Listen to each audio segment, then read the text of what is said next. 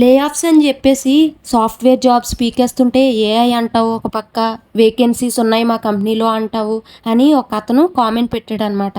అయితే దీనికి నా సమాధానం ఏంటంటే, పాతకాలంలో 10th క్లాస్ కంప్లీట్ చేస్తేనే గవర్నమెంట్ జాబ్ వచ్చేసేదనమాట. ఇప్పుడు అదే జాబ్ తెచ్చుకోవాలి అని అంటే 10 ఇయర్స్ ప్రిపేర్ అయినా రావట్లేదు. చాలామంది ఏజ్ బార్ అవుతుందనమాట.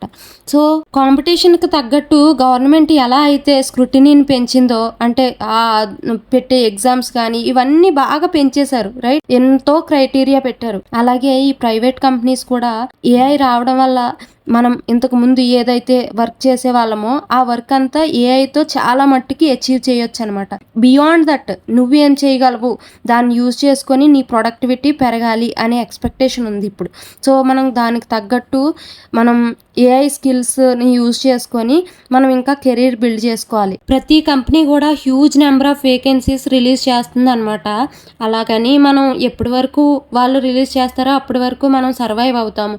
లేని పక్షంలో మనకి ఏం వర్క్ తెలుసో అదే చేసుకొని బ్రతుకుతాం అనమాట. అలాగని ట్రై చేయకుండా ఉండలేం కదా. ఏమన్నా వేకెన్సీస్ ఉంటే చెప్తాను, ఫాలో అవ్వండి. బాయ్.